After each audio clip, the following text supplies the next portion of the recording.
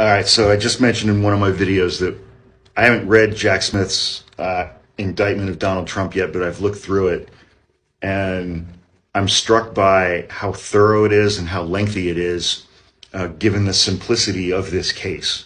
This is not a hard case to prove. And I said, the first thing that popped into my head was I can't wait to see this guy's indictments that come down relative to January 6th and the efforts to overturn the election.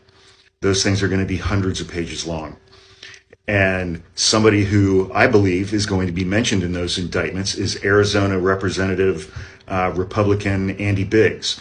He was all up in January 6th and in the efforts to overturn the election. And, well, Representative Biggs issued a tweet, I think, in response to the indictment being unsealed today.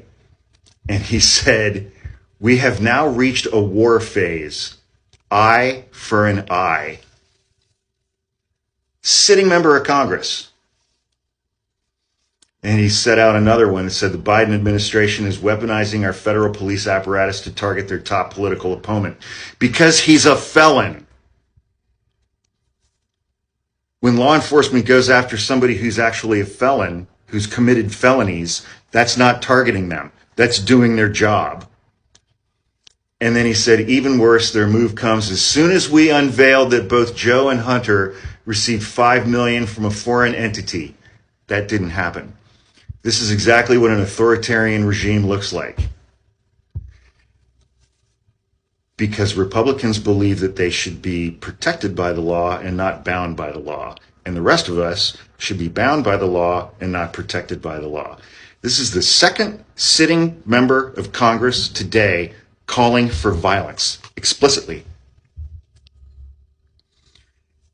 And Andy Biggs is going to be in these next indictments. His text messages with Mark Meadows, all the things that he did with fake electors, coordinating people to get to Washington, D.C. for January 6th.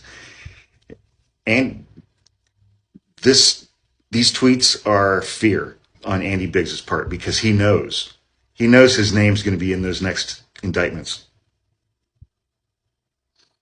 And I am here for it.